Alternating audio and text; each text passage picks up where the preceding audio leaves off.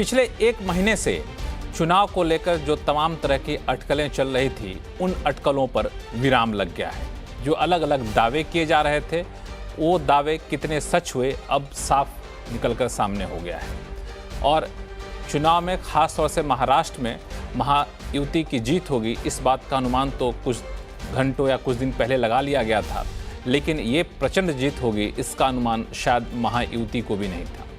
आखिर इसके पीछे क्या खास वजह रही और अब यहाँ से क्या राजनीति की तस्वीर होगी?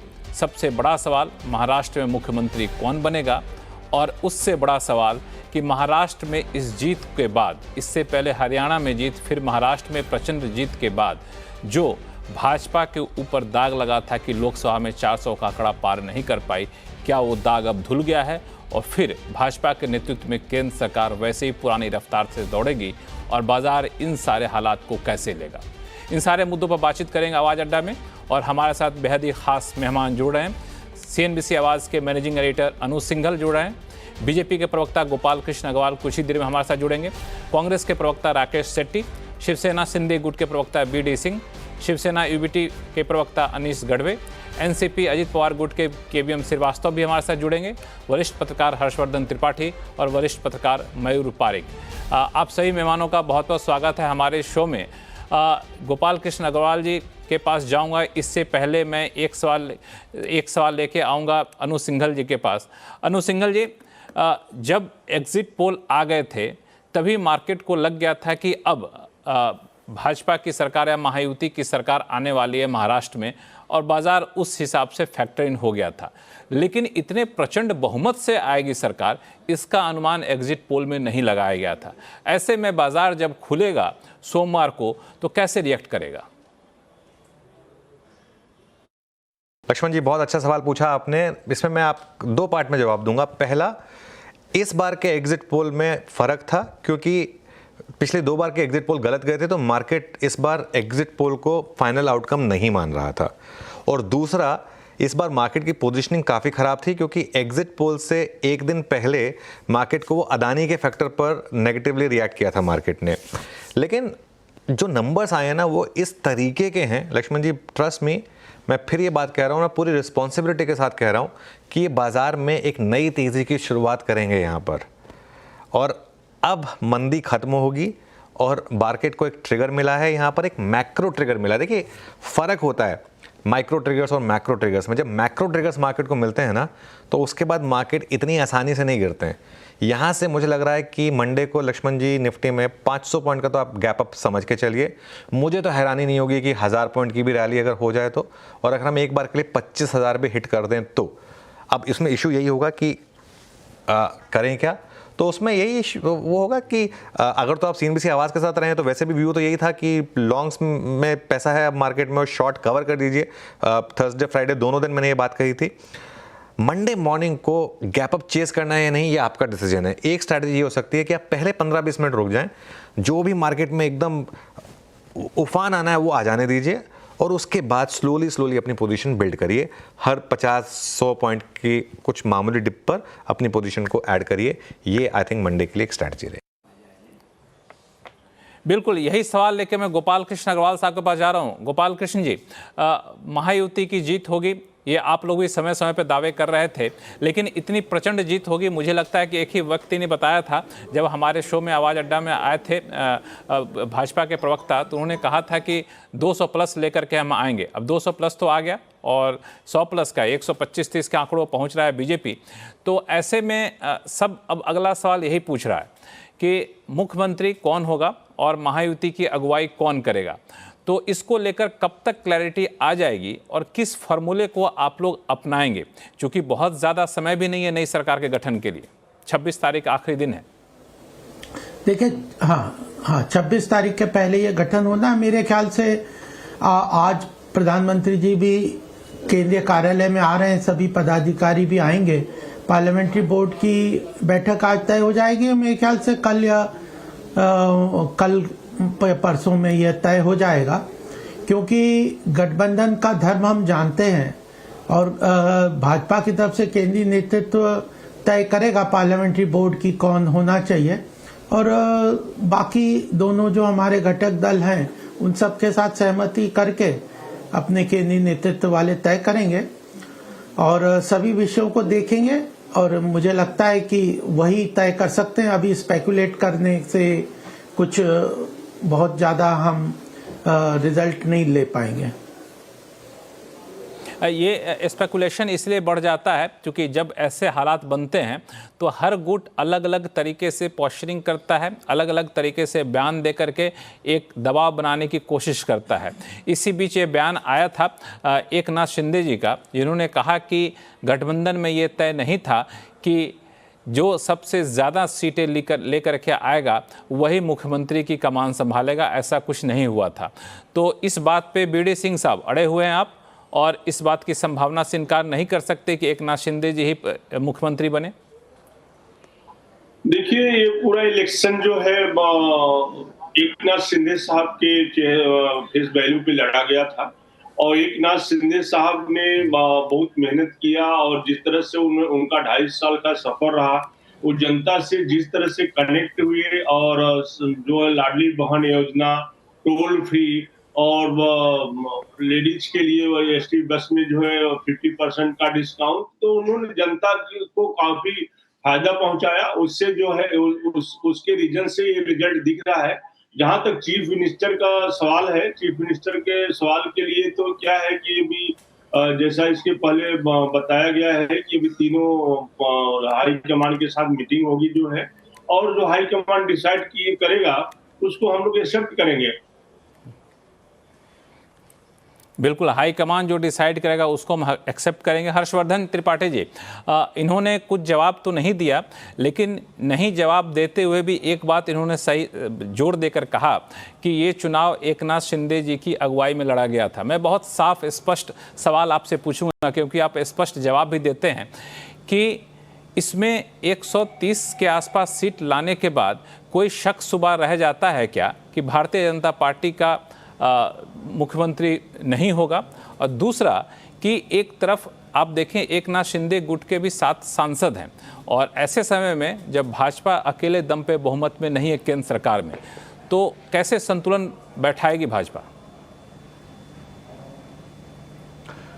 लक्ष्मण जी, मुझे लगता है कि ये प्रश्न एक ऐसा है जिसका उत्तर तो सिर्फ नरेंद्र मोदी और अमित शाह के पास है, लेकिन कुछ बातें बड़ी स्पष्टता से। पहली बात तो ये चुनाव कतई सिर्फ एकनाथ शिंदे के चेहरे पर नहीं लड़ा गया। ये मुझे लगता है कि पार्टी के प्रवक्ता हैं तो उनको ऐसे बोलना चाहिए।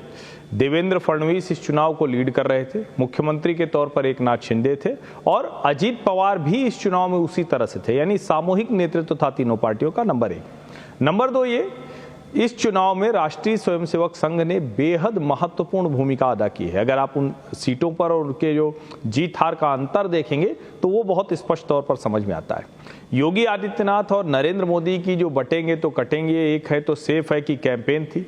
वोट जिहाद के खिलाफ जो देवेंद्र फडणवीस ने एक जिसको कहें कि हेड ऑन लिया था, बिल्कुल मोर्चा संभाल रखा था, वो बहुत अच्छे से दिखा। और एकनाथ शिंदे सरकार की लाडकी बहन योजना हो या जितनी भी योजनाएं हो, वो बहुत अच्छे से काम करती रही। एक तो ये, हम चूंकि CNBC आवाज पर बात कर रहे हैं, आप सोचिए मुंबई जैसे शहर में उद्धव ठाकरे और उनकी पार्टी क्या कह के आती है कि हम आएंगे तो योजनाओं को रोक देंगे। वो धारावी का रीडेवलपमेंट अडानी को चला गया इसलिए कहते हैं रोक देंगे। इससे पहले आरए मेट्रो का जो कारशेड था उसको रोकने की बात करते हैं। जब सरकार आई थी तो उद्धव ठाकरे 7 से 8 लाख करोड़ की परियोजनाओं को रिव्यू में डाल देते हैं। ये कोस्टल रोड और जितना भी ये प्रोजेक्ट है ये पूरा नहीं होता है जो देवेंद्र फडणवीस के समय में शुरू हुआ। मुझे लगता है ये वोट पूरी तरह से हिंदुत्व और विकास का है। अब सवाल ये कि मुख्यमंत्री कौन बनेगा। मुख्यमंत्री निश्चित तौर पर भारतीय जनता पार्टी का क्लेम बनता है। अगर 125 विधायक उनके आते हैं, 2014 में सर्वाधिक 122 थे और 2019 में 105 थे। अब अगर उससे आगे नंबर गया है तो बिल्कुल भाजपा का कार्यकर्ता चाहेगा कि उनका अपना मुख्यमंत्री हो। देवेंद्र फडणवीस बड़े नेता के तौर पर उभरे हैं। बस एक ही चीज है कि भारतीय जनता पार्टी इस वक्त जो भी निर्णय राज्य के मुख्यमंत्री का लेगी वो नेशनल पर्सपेक्टिव के लिहाज से लेगी। तो हो सकता है कि एकनाथ शिंदे मुख्यमंत्री बने रहें या कोई कोई और बीच का रास्ता निकले। लेकिन ऐसी स्थिति में मेरा ये मानना है कि देवेंद्र फडणवीस अब उप मुख्यमंत्री के तौर पर होंगे तो उनके साथ अन्याय होगा। एक विकल्प हो सकता है कि देवेंद्र फडणवीस को राष्ट्रीय अध्यक्ष बनाया जाए महाराष्ट्र से, और महाराष्ट्र में तब मुख्यमंत्री पद के चयन को लेकर भाजपा को थोड़ी सहूलियत हो सकती है। चूंकि आपने सीएनबीसी आवाज की बात की और हमारे दर्शकों के मन में ये बहुत ज़्यादा सवाल रह रहा है, क्योंकि इससे काफ़ी हद तक बात इस बात पर तय करे कि बाजार का मूड कैसा रहेगा, तो मैं इससे अच्छा जवाब देने के लिए अनुज सिंघल से बेहतर कौन हो सकते हैं। अनुज जी, आपको क्या लगता है कि बाजार किसको सबसे ज़्यादा लाइक करेगा? एकनाथ शिंदे बने रहें, या फिर देवेंद्र फडणवीस यहाँ पर आए, या फिर भाजपा की जो कई बार रणनीति होती है कि अचानक से कोई नया चेहरा जिसके बारे में कोई सोच नहीं पाया था उसको ला देंगे, तो बाजार किसको लेके ज़्यादा रिएक्ट करेगा और किसको ज़्यादा पसंद करेगा? अनुज जी। बिल्कुल लक्ष्मण जी, देखिए ऐसा है कि इसमें तो खैर आप मुझे फिल इन करेंगे, लेकिन मैं एक चीज़ आपको बोल रहा हूँ, इसमें अगर तो शिंदे साहब चीफ मिनिस्टर रहे तो निफ्टी जैसा मैं कह रहा हूँ 500-600 पॉइंट, अगर फडणवीस साहब चीफ मिनिस्टर बन गए तो उसमें आप 500 पॉइंट और ऐड कर दीजिए। बहुत सिंपल अरिथमेटिक है, ठीक है। कोई और चीफ मिनिस्टर बना तो भी मार्केट में रैली तो आएगी, ठीक है ना। सबसे बेस्ट केस सिनेरियो मार्केट के लिए होगा अगर देवेंद्र फडणवीस चीफ मिनिस्टर बन गए। देवेंद्र फडणवीस अगर चीफ मिनिस्टर बन गए और अगले 2 दिन में उसकी अनाउंसमेंट हो गई, वैसे उसके चांसेस मुझे थोड़े कम ही लग रहे हैं, क्योंकि जैसा आपने बोला बीजेपी कई बार थोड़ा सा टाइम भी लेती है। अगर तो वो अनाउंसमेंट आ गई लक्ष्मण जी, तो फिर आप मंडे को 1000 पॉइंट की रैली देखेंगे। नहीं भी आई तो 500 पॉइंट की तो आप मान के चलेंगे, लेकिन मार्केट तो ये चाहेगा कि देवेंद्र फडणवीस चीफ मिनिस्टर बने। लेकिन अगर वो नहीं बने तो ऐसा नहीं है कि कोई बहुत बड़ा डिसअपॉइंटमेंट होगा मार्केट के लिए, एज लॉन्ग एज ये बीजेपी और शिवसेना की जो सरकार है वो वापस आ रही है। तो ये तो रही बात कि चीफ मिनिस्टर कौन बन सकता है और किसकी संभावना ज़्यादा यहाँ पर दिख रही है। इस पे शो के दौरान जब भी मौका लगा चर्चा करूँगा। लेकिन कांग्रेस के प्रवक्ता राकेश सेठी साहब हमारे साथ हैं। राकेश सेठी साहब, रिजल्ट को देख के क्या लगता है? क्या वाकई जो बात उठ रही थी कि राहुल गांधी जिस तेजी से उठे थे भारत यात्रा के दौरान, उस तेजी से अब नहीं रह पाए और इसी गुमान में कांग्रेस रह गई कि हमने लोकसभा में ज़्यादा बेहतर किया था, यहाँ भी बेहतर करेंगे, या फिर कोई और फैक्टर था जो आप लोगों को बेहतर नतीजे नहीं दे पाया और इतना ख़राब नतीजे दिया?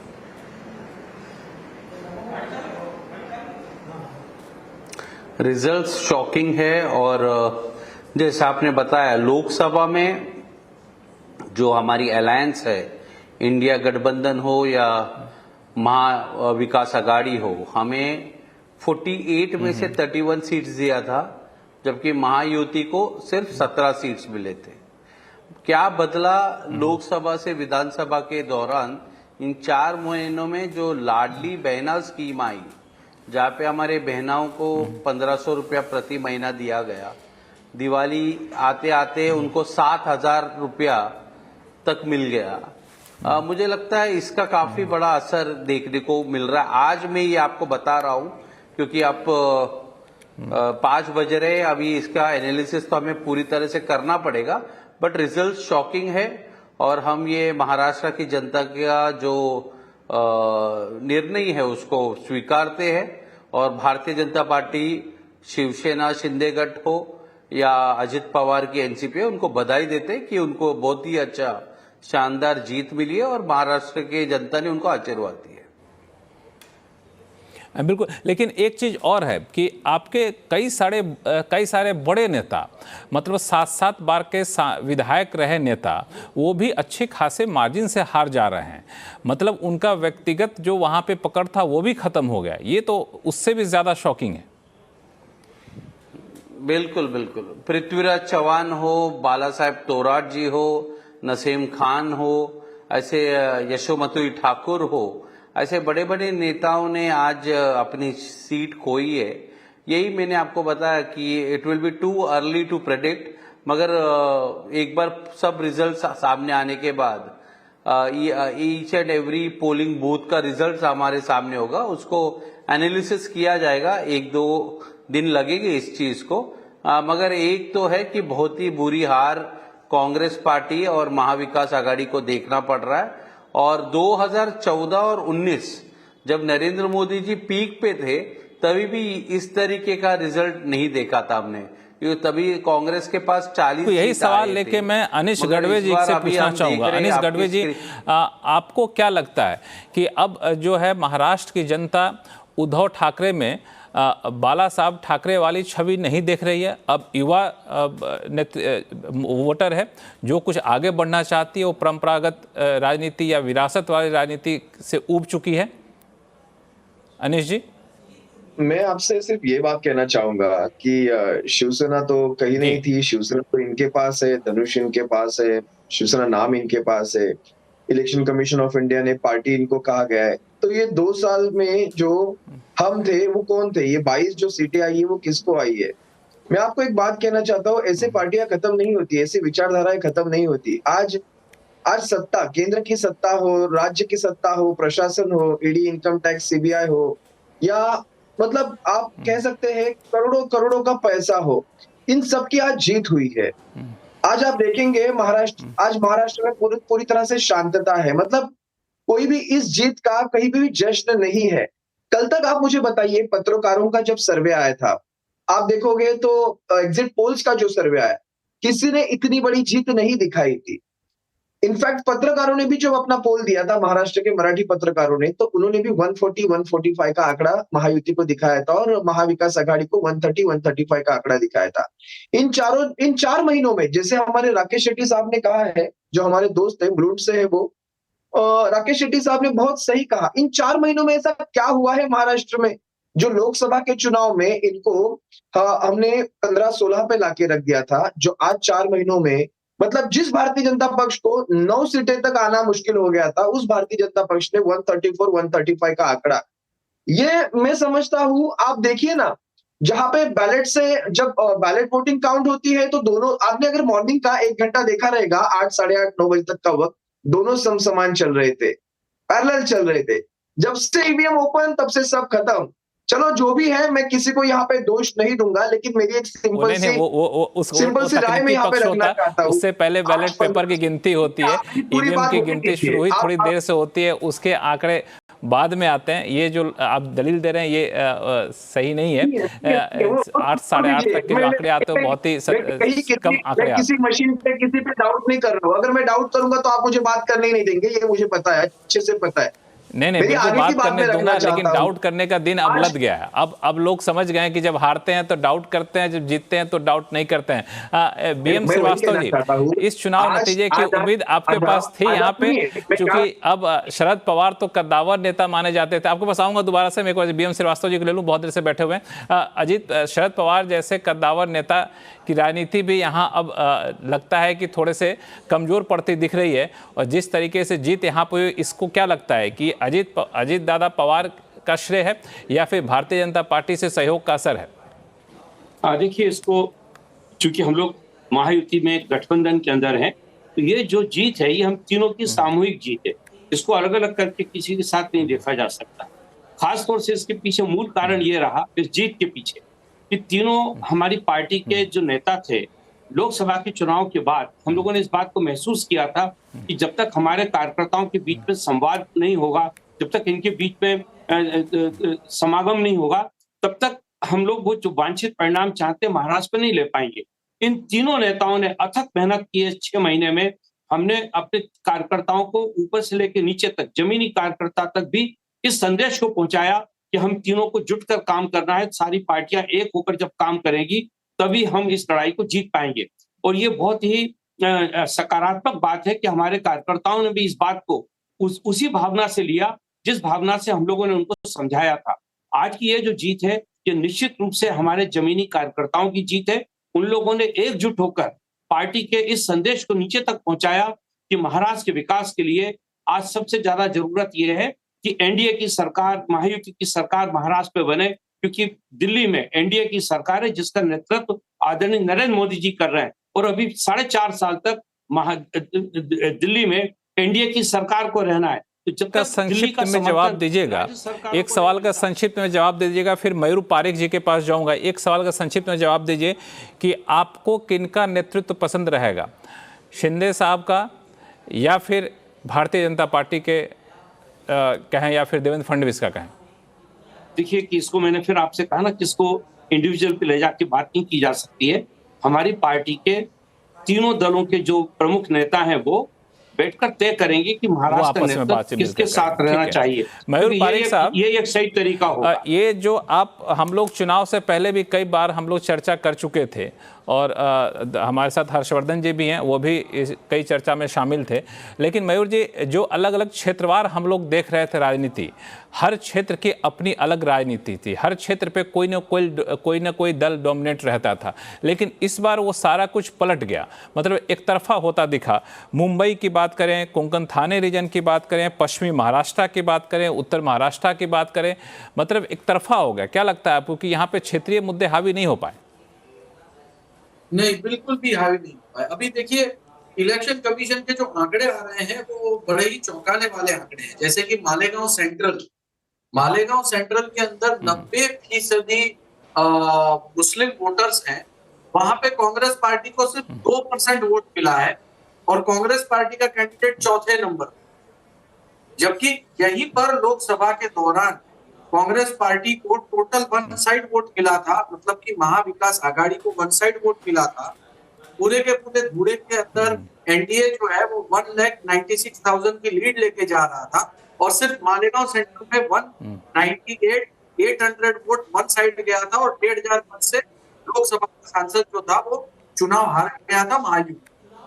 तो करके ये एक वोटिंग पैटर्न में चेंज, दूसरा हमने वोटिंग पैटर्न में चेंज देखा। नवाब मलिक की भी हालत हुई है, वो चौथे नंबर पर है। नवाब मलिक को भी वो वोट नहीं मिल पाए, जबकि वो अजीत पवार की पार्टी से जो है वो चुनाव लड़ रहे थे।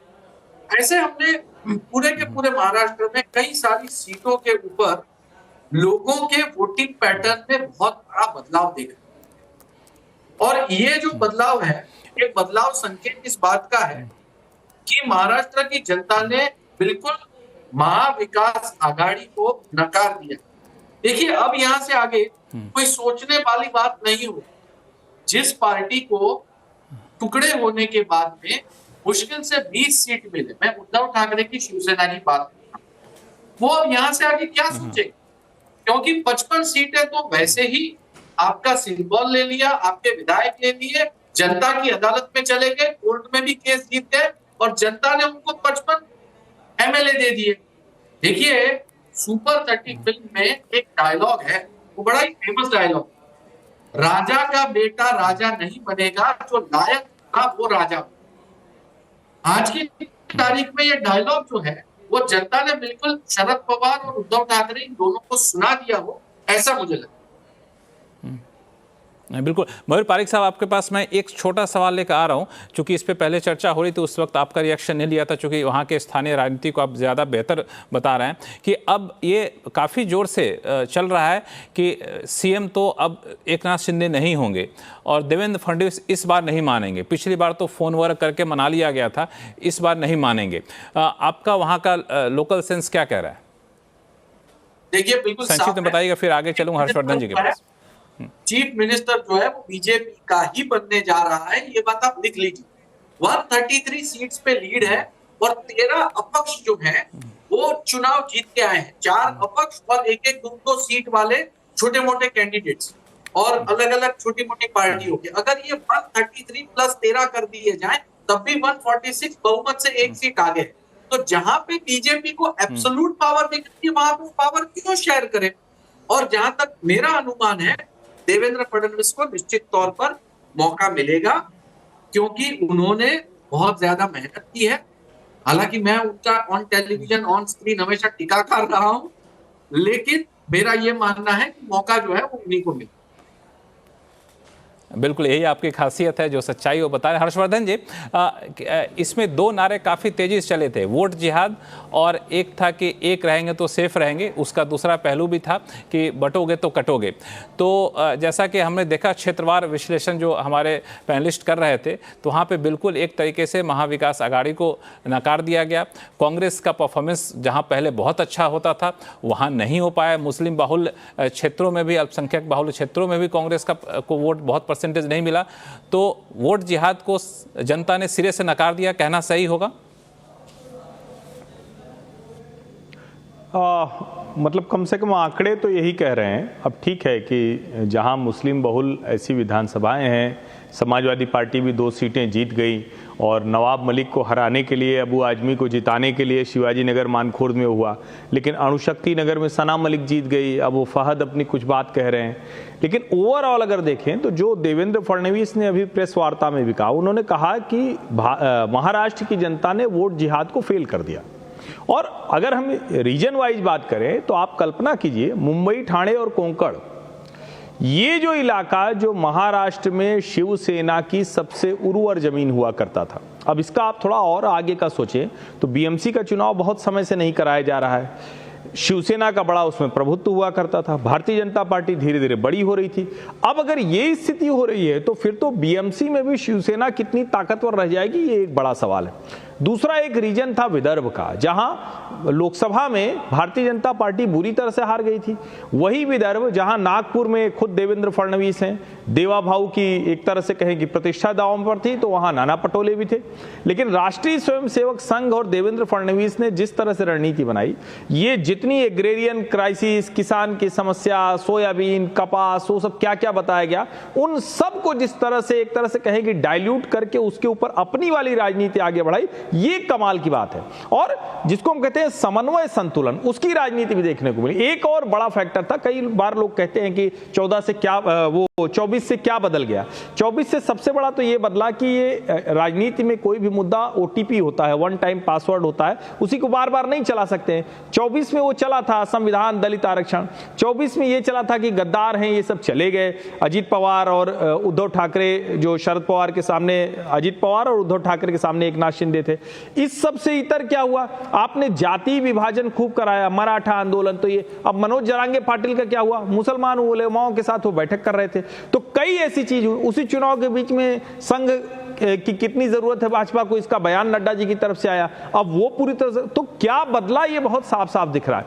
और ये तीनों पार्टियां एक साथ चल रही थी, उनको कोई कंफ्यूजन नहीं था, एकदम क्रिस्टल क्लियर था, नरेंद्र मोदी का नेतृत्व है, किस तरह से राजनीति में हिंदुत्व विकास आगे। उधर क्या था, हमको मुख्यमंत्री बना दो, संजय राउत प्रेस कॉन्फ्रेंस करके कहते थे, उद्धव ठाकरे भी वही दबाव बनाते रहते थे, नाना पटोले अपना बांह चढ़ाए रहते थे, शरद पवार को लगता था कोई नया नेता बने तो सुप्रिया सुले की किस्मत चटक सकती है क्या। तो एक तरह से देखें तो दोनों जो ये 3-3 पहिए वाली ऑटो चल रही थी, वो बड़ा स्पष्ट था। और ऑटो में देखिए एक बात समझिए, ऑटो अच्छा चालक हो, कमांड में चलाए तो जल्दी पहुंचाती है, बड़ी जल्दी रफ्तार पकड़ती है, लेकिन अगर थोड़ा सा डिसबैलेंस हो जाए ना तो भयानक लुढ़कती है।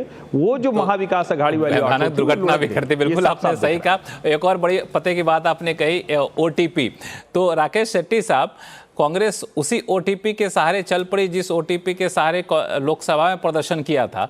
और सबसे चौंकाने वाली बात तो विदर्भ का रहा। विदर्भ में आप लोगों का परफॉर्मेंस इतना बेहतर था, मुद्दे भी वहाँ अभी भी ज्वलन थे, किसानों के मुद्दे वहाँ पे ज्वलन थे, जातिवाद का मुद्दा ज्वलन था, फिर भी आप लोग पिछड़ गए। अब क्या लगता है कि आप लोग को आने वाले दिनों में अपनी राजनीति बदलनी होगी वहाँ पे?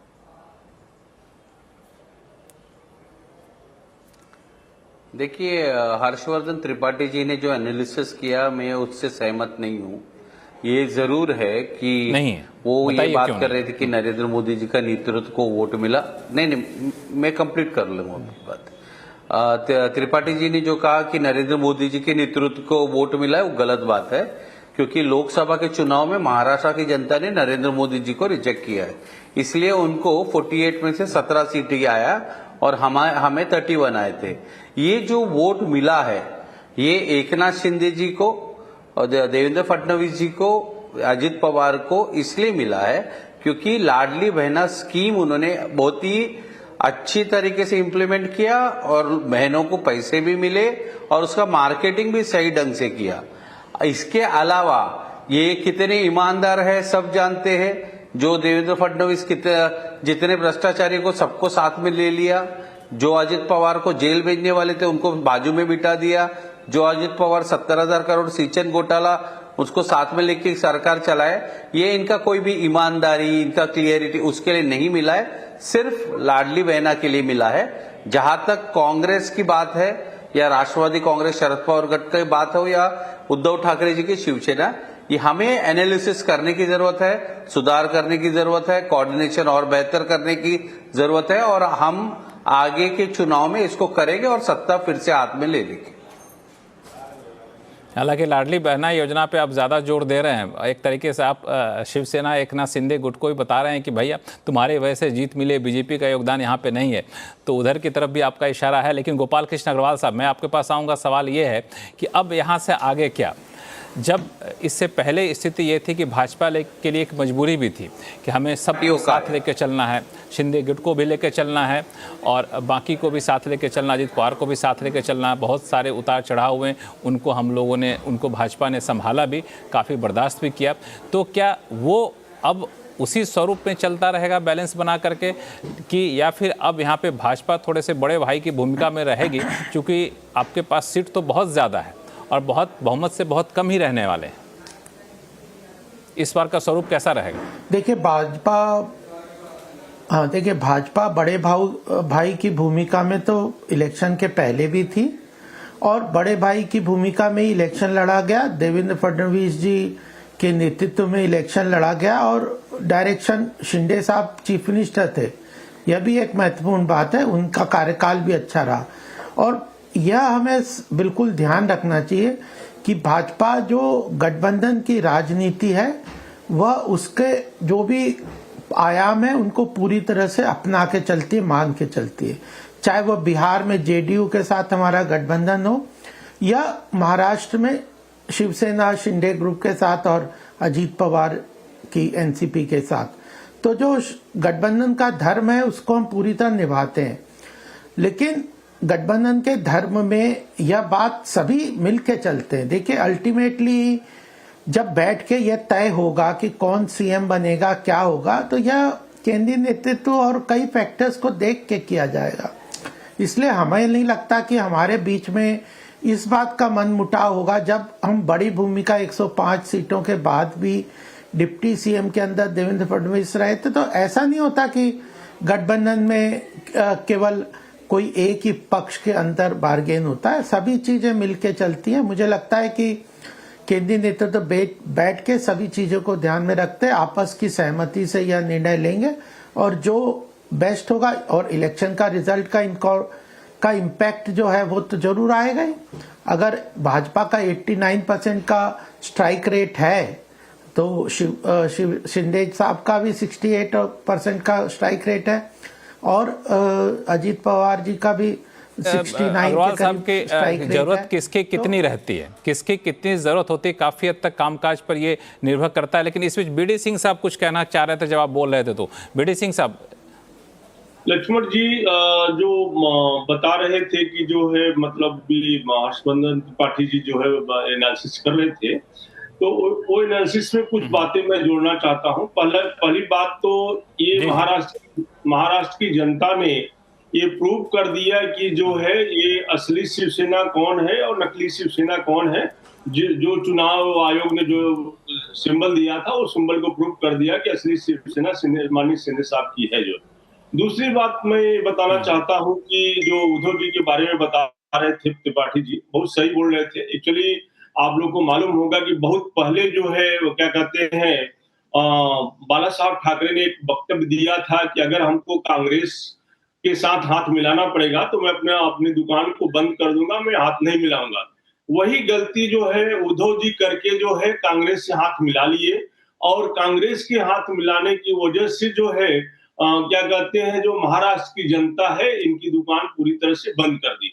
दूसरा फैक्टर ये है कि शरद पवार साहब जो है महाराष्ट्र के बहुत वरिष्ठ नेता हैं, उनकी जो है एक अंदरूनी कामना थी कि मेरे जाते जाते जो है किसी तरह से मैं शिवसेना को खत्म कर दूं, तो उनकी भी मंशा पूरी हो गई। उसमें जो है रावत साहब भी मदद किए जो है, तो इस तरह से पूरी तरह से जो है खत्म करने में उसमें शरद पवार साहब का भी हाथ है। तीसरा फैक्टर ये है कि अभी जो है कुछ हमारे बड़े लीडरों को जो है उद्धव साहब के जो कुछ एमएलए हैं उनका भी फोन आना चालू हो गया है। एक्चुअली होता क्या लाइफ में आप भी जानते हैं, त्रिपाठी जी बहुत अच्छी तरह जानते हैं कि जब जो नाव बंद हो डूबने की कगार पे आ जाती है तो जो नाव चालू रहती है, जिस तरह से अभी एकनाथ शिंदे साहब की नाव जो है पूरी तरह से एकदम जो है गंगा में प्रवाह कर रही है, तो उसमें बैठने के लिए तैयार है। तो हमारे नेता लोग जी पूरा उसके स्वागत करने के लिए भी तैयार हैं। अनिश गढ़वे साहब, ये बड़ी बात यहाँ पे कह दी खुल करके कि अगर उस नाव पे बैठने को तैयार हैं तो हमारे नेता लोग भी तैयार हैं बैठने के लिए। अब तो जो चुनाव के नतीजे आए हैं, चूंकि कहा जाता है कि लोकसभा तो केंद्रीय नेतृत्व को देखकर लोग वोट देते हैं, विधानसभा चुनाव में स्थानीय नेतृत्व को देखकर लोग वोट देते हैं। तो जो नतीजे तो साफ हैं कि उद्धव ठाकरे में अब लोग बाला साहब ठाकरे की छवि नहीं देख रहे हैं और अब समय आ गया उद्धव ठाकरे को कुछ बड़ा कदम उठाने का। मुख्यमंत्री की कुर्सी ना भी मिले लेकिन अपनी दूरियां बढ़ाएं कांग्रेस की तरफ से, या फिर अकेले जाएं या फिर वापस अपने पुराने गुट में भाजपा के साथ आ जाएं। हालांकि भाजपा को जरूरत तो उनकी होगी नहीं, लेकिन अभी उद्धव गुट को अपने अस्तित्व की जरूरत है, अस्तित्व बचाने की। सबसे पहली बात किसको किसकी जरूरत है और हम कहाँ जाएंगे ये हमारा फैसला रहेगा। हमें जिस पार्टी ने शिवसेना को 2 विभागों में तोड़ा है उस पार्टी के साथ शिवसेना कभी नहीं जाएगी, ये सबसे पहली बात। हमारा मकसद सत्ता पाना नहीं है। आज हमारे पास 22 एमएलए आ गए हैं, कोई बात नहीं।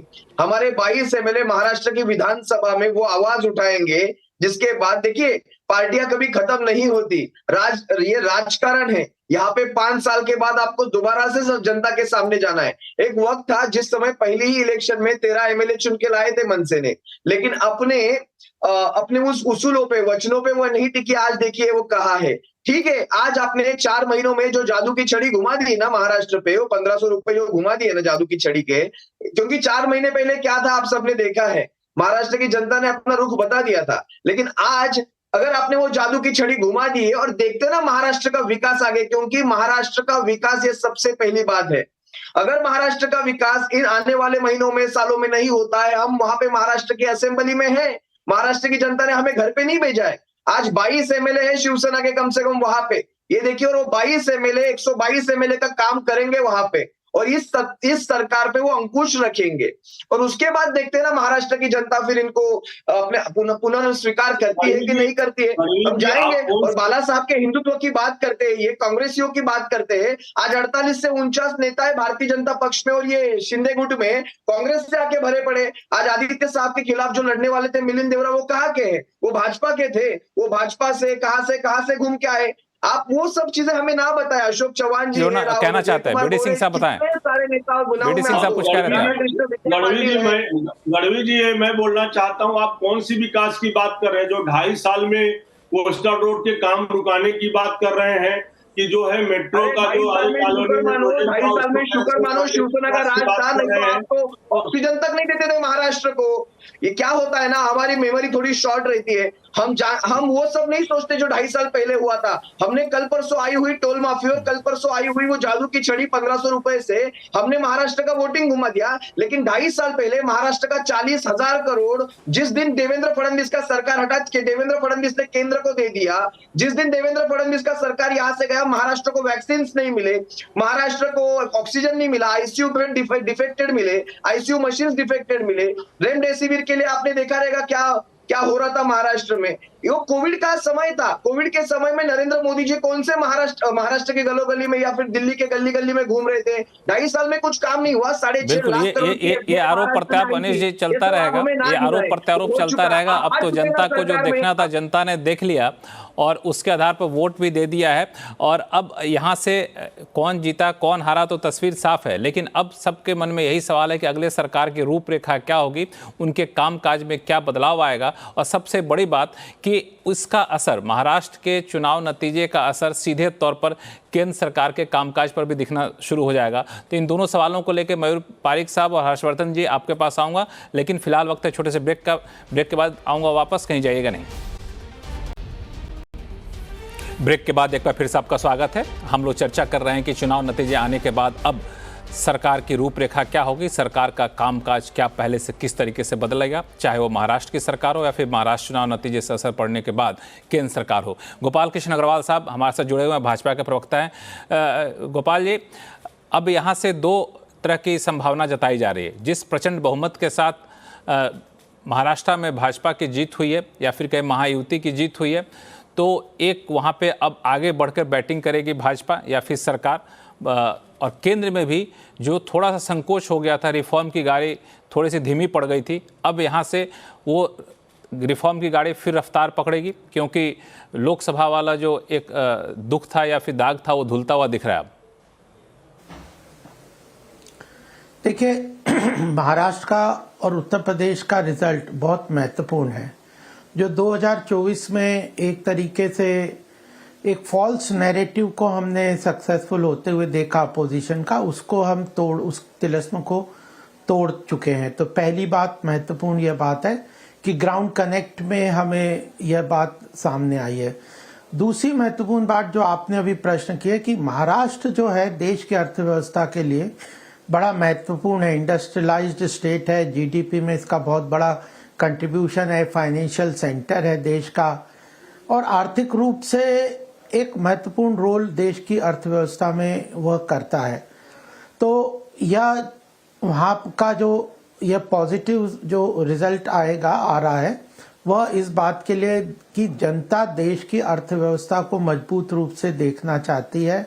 वहाँ पे भारतीय जनता पार्टी की स्टेबल और इकोनॉमिकली डेवलपमेंट एजेंडा को आगे बढ़ाने वाली अर्थव्यवस्था को पार्टी को वो पसंद करती है। और वहाँ पे इंफ्रास्ट्रक्चर डेवलपमेंट जो अपने देवेंद्र फडणवीस जी के कार्यकाल में शुरू हुए थे वो सारे कंप्लीट हो रहे हैं, चाहे कोस्टल रोड है, एक्सप्रेसवेज हैं और भी सारे। तो मुझे लगता है कि जो डेवलपमेंट का मोदी जी का एजेंडा है, अर्थव्यवस्था को मजबूत करने का एजेंडा है, जो अपने आप में महाराष्ट्र का मेजर कंट्रीब्यूशन जीडीपी में और अधिक हो सकता है, इन सब को लेते हुए यह स्पष्ट हो रहा है कि भारत की जनता, जिसको कि मैं आकांक्षी जनता या एस्पिरेशनल इंडिया कहते हैं, वह आर्थिक रूप से मजबूत सरकार चाहती है कि आर्थिक रूप से देश मजबूत हो और जो इसको पूरा करेगा उसी सरकार को पसंद करेगी। तो यह मैसेज अपने आप में आर्थिक रूप से आगे बढ़ने के लिए पॉजिटिव है। और एक और बात मैं ये कहना चाहता हूँ कि जो कई कहना चाहते थे कि भारत की अर्थव्यवस्था तेज गति से तो बढ़ रही है लेकिन ऑटो पायलट मोड में है, ऐसा नहीं है। हमारी सरकार, मोदी जी जानते हैं कि इकोनॉमी को कंटिन्यूअस सपोर्ट और स्टिमुलस देने की आवश्यकता है। वैश्विक स्तर पे भारत का मजबूत नेतृत्व तभी स्टैब्लिश होगा जब आर्थिक रूप से भारत महाशक्ति बनेगा, और भारत आर्थिक महाशक्ति बनने में रिफॉर्म्स और कंटिन्यूअस सपोर्ट और इस फील्ड में गवर्नमेंट का इनिशिएटिव बहुत महत्वपूर्ण है।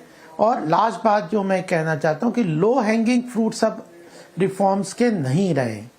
कोई छोटे मोटे इधर से चेंजेस कर दें जिससे इकोनॉमी में रिफॉर्म्स के पॉजिटिव रिजल्ट आएंगे। इकोनॉमी में कई बहुत महत्वपूर्ण रिफॉर्म्स करने की आवश्यकता सरकार के नज़र में आती है, इनिशिएटिव भी लिए थे, लेकिन अब मुझे लगता है कि ये एक जो पॉजिटिव जो मैंडेट है, यह इस बात को आज प्रधानमंत्री जी के अगर आप ट्वीट्स भी देखेंगे तो वो तो उन्होंने कहा डेवलपमेंट, आर्थिक प्रगति, ये सब बातों को उन्होंने कहा ये उसका एक मैंडेट है। और मुझे लगता है कि आप बिल्कुल आपने एक बहुत बड़ी बात कह दी गोपाल कृष्ण जी, आपने एक बहुत बड़ी बात कह दी, बहुत बड़ा संकेत दे दिया, खासतौर से CNBC आवाज़ के दर्शकों के लिए। इस तरह के सकारात्मक संकेत जो हैं बहुत मायने रखते हैं। मैं हर्षवर्धन जी के पास जाऊंगा, उससे पहले मैं एक सवाल ले लूं अपने मैनेजिंग एडिटर अनु सिंघल साहब से। अनु सिंघल साहब, आपने सुना गोपाल कृष्ण अग्रवाल जिस तरीके से कह रहे थे, और अब ये माना जा रहा है कि लोकसभा चुनाव के नतीजे के बाद थोड़े से रिफॉर्म की रफ्तार धीमी पड़ गई थी, अब वो रिफॉर्म की रफ्तार तेज पकड़ेगी क्योंकि थोड़ा सा बल मिल गया है महाराष्ट्र चुनाव से और उपचुनाव भी काफ़ी उत्साहवर्धक रहे हैं। तो ऐसे में इस रिफॉर्म की रफ्तार पर केंद्र सरकार आगे बढ़ती है तो मुझे लगता है कि निवेशक इसको बड़ा पसंद करेंगे, निवेशक ये उम्मीद लगा कर बैठेंगे। अब बिल्कुल लक्ष्मण जी, जैसा मैं पहले भी कह रहा था, आपका भी काम बढ़ जाएगा, आपको और आपकी टीम का, क्योंकि अब आप वाकई में और डिसीजंस देखेंगे। काफ़ी जो फैसले रुके हुए थे, काफ़ी समय से जो कुछ मिनिस्ट्रीज़ के फैसले ही नहीं हो रहे थे, आई थिंक आप उस पर आप थोड़ी सी स्पीड आते हुए देखेंगे। रिफॉर्म की जो गाड़ी जो कुछ हद तक आप मानेंगे कुछ हद तक डिरेल हो गई थी, वो वापस पटरी पर आएगी। कैपेक्स सरकार का वापस पिकअप करेगा, प्राइवेट कैपेक्स वापस पिकअप करेगा। मेरी तो ये उम्मीद है कि जो इस क्वार्टर का अर्निंग सीजन रहा वो शायद सबसे ख़राब अर्निंग सीजन था। शायद आगे जाते हुए लोग ज़्यादा इन्वेस्टमेंट करेंगे, कंजम्पशन करेंगे, तो शायद अर्निंग्स भी पिकअप करेंगी। और बिल्कुल जैसा आपने बोला, कुछ हद तक हरियाणा ने उसकी भरपाई की थी, लेकिन महाराष्ट्र ने तो उस पर ठप्पा लगा दिया लक्ष्मण जी। ये जिस तरीके की जीत हुई, इस तरीके की जीत तो जब 10 साल पहले नहीं हुई थी बीजेपी शिवसेना की, जब बीजेपी शिवसेना कंबाइंड थी, वो जब ठाकरे साहब वाली शिवसेना कंबाइंड थी, तब नहीं हुई थी इस तरीके की जीत। तो इस तरीके के नंबर तो 5 साल पहले भी वो जो प्री इलेक्शन अलायंस था उसको नहीं मिले थे महायुति को। तो उस हिसाब से इस नंबर्स की इंपॉर्टेंस समझना, वही हरियाणा में भी हुआ था, इस नंबर्स की इंपॉर्टेंस समझना बहुत महत्वपूर्ण है। लक्ष्मण जी एक और चीज़ जोड़ दूँ, जो लोकसभा का बाईपोल है नांदेड़ का, वो भी बीजेपी जीत रही है, तो लोकसभा में भी उनकी एक सीट बढ़ रही है वैसे। बिल्कुल। हर्षवर्धन त्रिपाठी जी, मैं यहीं से आपसे पूछना चाहूँगा कि रिफॉर्म के जब बड़े रिफॉर्म की कोशिश की गई केंद्र स्तर पर या फिर राज्य स्तर पर, ज़्यादातर केंद्र स्तर पर ही, तो हाल के दिनों विपक्षी पार्टी बड़ा ही हमलावर हो गई, यहाँ तक कि वेल्थ क्रिएटर पर भी हमला करना शुरू कर दिया गया। तो अब इस महाराष्ट्र के विधानसभा चुनाव के नतीजे के बाद क्या विपक्ष को अब ये समझ में आ जाना चाहिए कि अब वो रणनीति को छोड़ दीजिए, जनता जो है विकास की राजनीति पे आगे बढ़ना चाहती है और केंद्र के लिए रास्ता भी अब आसान होगा? लक्ष्मण जी, ये सद्भावना तो हो सकती है, लेकिन ऐसा होगा नहीं। केंद्र सरकार, नरेंद्र मोदी की अगुवाई वाली सरकार, वो रिफॉर्म के एजेंडे पर चलती रही है। कई बार थोड़ा बहुत जिसको कहें कि रास्ते में गड्ढे आए, लेकिन वो रुकी नहीं। और मुझे लगता है कि रिफॉर्म की गाड़ी फिर से चलेगी, तेज चलेगी। प्रधानमंत्री नरेंद्र मोदी ने, हालांकि तब वो 400 पार के नारे के आधार पर उन्होंने कहा होगा कि थर्ड टर्म में जब थर्ड लार्जेस्ट इकोनॉमी हो जाएगी तो हमारा जो रिफॉर्म होगा वो और तेज होगा, लेकिन जो रिफॉर्म का एजेंडा है वो बहुत पीछे नहीं छूटेगा। और उस पर कोई भी जो सहयोगी है, विशेष करके चंद्रबाबू नायडू और नीतीश कुमार, वो भी, उनको कोई मुश्किल नहीं है, उनको कोई किसी तरह की समस्या नहीं है। अब ये वाला मैंडेट आ जाने के बाद, महाराष्ट्र में इस तरह का मैंडेट मिलने के बाद, एक तो जो आगे जो भी महाराष्ट्र से जुड़े हुए राज्यसभा के चुनाव हैं, तो जैसे नांदेड़ उपचुनाव की बात हो रही है, जैसे लोकसभा के साथ अब राज्यसभा में भी नंबर बढ़ेंगे, पहली बात तो ये। दूसरा ये है कि जो एक जिसको कहते हैं प्रेशर पॉलिटिक्स होती है, वो शायद अब नरेंद्र मोदी के ऊपर से और हटेगी। और ये लेकिन उम्मीद करना कि विपक्ष से थोड़ा सा सद्भावना में आ जाएगा, वो हल्ला हंगामा नहीं करेगा, वो अडानी के मुद्दे को लेकर नहीं उछलेगा या किसी और मुद्दे पर नहीं करेगा, तो ये मुझे नहीं लगता। वो और ज्यादा करेंगे, क्योंकि उनको अब शायद लगेगा कि अब ये मुश्किल उनकी और ज्यादा बढ़ गई है। राकेश सेठी साहब, क्या अब आप लोग अपने दबाव की राजनीति के रूपरेखा बदलेंगे या फिर पहले की तरह हर मुद्दे को लेकर उठाना, उस पर सरकार को घेरने की कोशिश करना, यही रणनीति बनी रहेगी? क्योंकि ये रणनीति तो बहुत सफल हो नहीं पाई। नहीं, देखिए, हमारा काम अपोजिशन में हम लोग है, अपोजिशन का काम है सरकार से सही सवाल पूछना। और अभी अभी कोई बता रहा था वेल्थ क्रिएटर के ऊपर सवाल उठाते। ये जो वेल्थ क्रिएटर है, ये ऑस्ट्रेलिया में एक्सपोज हो गया, बांग्लादेश में एक्सपोज हो गया, नाइजीरिया में खुलेआम अपने पत्र में लिखते कि मैं उन पॉलिटिशियनों का नाम ओपन कर दूंगा जो इन्होंने एयरपोर्ट के लिए मुझसे रिश्वत लिया था। ये वेल्थ के क्रिएटर जो है, इसका यूएसए ने तो वारंट निकाला हुआ है। मुझे लगता है कुछ ही दिनों की बात है, वेल्थ क्रिएटर भी जेल जाएगा और वो अपना दोस्त का नाम भी बहुत जल्द नेशनल मीडिया और अंतर्राष्ट्रीय मीडिया में बता देगा। तो जो कांग्रेस पार्टी का स्टैंड है वो क्लियर है, हम लोग सवाल उठाते रहेंगे, हमारा जो एजेंडा है वो हमारा वैसे ही चलाते रहेंगे। हार जीत चुनाव का भाग है, वो होता रहेगा। चुनाव हर 5 साल, 2 साल, 2.5 साल में आते रहेंगे, उसको हम लोग देख लेंगे, मगर हम सरकार से सवाल पूछते रहेंगे। सरकार से सवाल पूछते रहेंगे, ये कहना आपका। अनीस गढ़वे साहब, क्या अब यहाँ से जो सत्ताधारी पार्टी को घेरने की रणनीति थी या फिर राजनीति है, उसमें आप लोग कोई परिवर्तन लाएंगे? क्योंकि जो अब तक की आपकी रणनीति रही है उसको जनता बहुत स्वीकारी नहीं, ये बिल्कुल साफ हो गया है। तो यहाँ से अब क्या आपको दिख रहा है कि क्या ये कौन सा नया हथियार है, कौन सा नया रास्ता जिस पे चलना चाहिए, या फिर पुराने रास्ते पे चलेंगे? देखिए, सबसे पहली बात तो मैं वेल्थ क्रिएटर का जो मुद्दा यहाँ पे उठाया गया उसको मैं उसके ऊपर अपना स्टैंड, अपनी पार्टी का स्टैंड बताता हूँ। यहाँ पे किसी व्यक्ति विशेष पे कोई हमारा विरोध नहीं है, किसी कंपनी के ऊपर या फिर अडानी जी के ऊपर हमारा इस व्यक्ति के ऊपर विरोध नहीं है। उनके लिए जो सब्सिडीज दी जाती है ये वेल्थ किसके लिए क्रिएट की जा रही है, जरा इस पे भी ध्यान देना चाहिए। ये वेल्थ क्रिएट की जा रही है अपने दोस्तों के लिए, कुछ अपने चुनिंदा दोस्तों के लिए, जिनके ऊपर आज क्वेश्चन मार्क विश्व की सबसे बड़ी महासत्ता उठा रही है। ये हमें नहीं भूलना चाहिए। आज हमारे जो मैनेजिंग एडिटर साहब है, उन्होंने कहा कि नांदेड़ में किसी की जीत हो रही है। सबसे ज्यादा खुशी उन्हें नजर आ रही है मुझे, जो हमारे मैनेजिंग एडिटर साहब जहाँ पे जिनके जो सब मार्केट के बारे में बात करें। यहाँ पे महाराष्ट्र का मार्केट बन चुका, महाराष्ट्र बिकने के लिए रख दिया है। हम क्या उस मार्केट की बात करेंगे? जिस बीजेपी के प्रवक्ताओं ने जिस कोस्टल रोड की बात की, जरा आप मुझे मेरे एक सिंगल प्रश्न का जवाब दीजिए, ये कोस्टल रोड किसका प्रोजेक्ट है?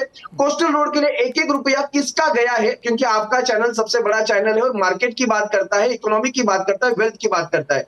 कोस्टल रोड के लिए पैसा किसका लगा था? क्या केंद्र का पैसा था? जो देवेंद्र फडणवीस की योजना इन्होंने बताई, एक रुपया भी केंद्र का उसमें नहीं आया। पूरा प्रोजेक्ट बीएमसी मुंबई महानगर पालिका के पैसों से बना, जिसके ऊपर टोल टैक्स लगा दिया, जिसपे बीएमसी कोई टोल टैक्स नहीं लगाने वाली थी। तो ये सारी झूठी बातें, ये सब झूठे एजेंडे, नैरेटिव ये मीडिया के सामने किए जाते हैं और हम उसे क्रॉस भी नहीं कर सकते।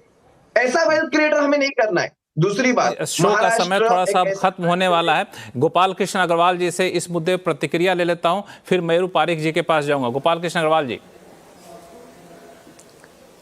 देखिए, जिस तरह से अपोजिशन देश के लोगों पे जो आर्थिक रूप से देश को सशक्त कर रहे हैं, उन लोगों को एक के बाद एक डिनाउंस करते हैं। कोई एक व्यक्ति की बात नहीं है।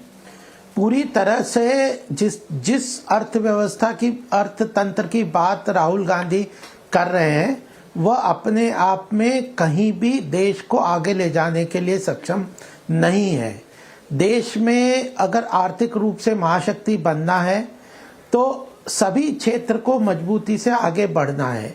ग्लोबल फोर्सेस के साथ अलाइन करके जो ग्लोबल लेवल पे ये जो नेक्सस है लेफ्टिस्ट और जो वो एक इंटेलेक्चुअल, सो कॉल्ड इंटेलेक्चुअल्स का नेक्सस है, जो भारत को कमजोर करने के लिए प्रयासरत है, उनके साथ कंटिन्यूअसली उनके नैरेटिव्स को सपोर्ट करते हैं राहुल गांधी। तो यह एक बिल्कुल स्पष्ट है। और कांग्रेस और अपोजिशन क्या अभी भी वो ये कह रहे हैं कि भाजपा का हम सीख देंगे, भाजपा को समझाएंगे? आत्मचिंतन करिए, आप अपने लिए शिक्षा लीजिए। भाजपा को करना है क्या है, शिंदे ग्रुप को क्या करना है, ठीक है। ये हम देखेंगे ना। समय अब हमारे पास सिर्फ 1 मिनट बचा हुआ है। मैं मयूर पारिक जी से अंतिम कमेंट लूंगा। मयूर पारिक जी, अब इस मोड़ पे इस नई सरकार का स्वरूप लगभग सामने आ रहा है, जहां पे भाजपा सबसे बड़ी पार्टी रहेगी, एकनाथ शिंदे की पार्टी थोड़ी छोटी रहेगी, अजित पवार की पार्टी थोड़ी छोटी रहेगी। तो अब कामकाज में, महाराष्ट्र सरकार के कामकाज में आप किस तरह के बदलाव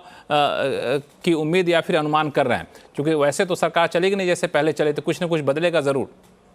मयूर जी, देखिए, अब बहुत ज्यादा तेजी से काम होगा। आप सबसे पहले की प्रोजेक्ट्स देख लीजिए महाराष्ट्र के, जो की प्रोजेक्ट्स को उद्धव ठाकरे इन्होंने रोक दिया था। यानी कि आप देख लीजिए धारावी प्रोजेक्ट, वो अब तेजी से आगे बढ़ेगा।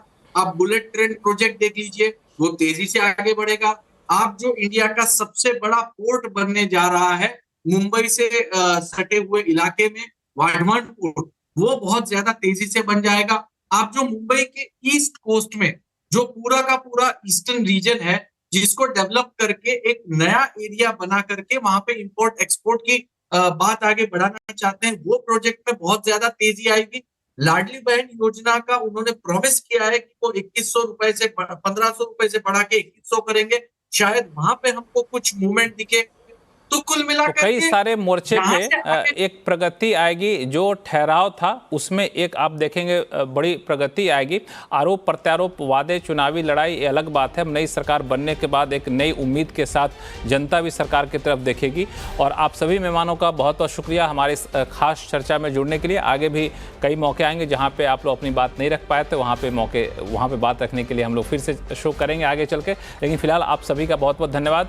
तो आवाज़ अड्डा में फिलहाल इतना ही, इसी उम्मीद के साथ कि जल्द नई सरकार का गठन हो और जो प्रोजेक्ट या फिर जो कामकाज अटके पड़े थे उस कामकाज को पूरा किया जाए, और जो बाजार कह लें या फिर जनता कह लें, जो उम्मीद लगा बैठे है उस उम्मीद पर नई सरकार खड़े उतरे। लेकिन सबसे दिलचस्प होगा कि इस नतीजे के बाद केंद्र सरकार के कामकाज में किस तरह का बदलाव आता है। आवाज़ अड्डा में फिलहाल इतना ही। देखते रहिए CNBC आवाज़। नमस्कार।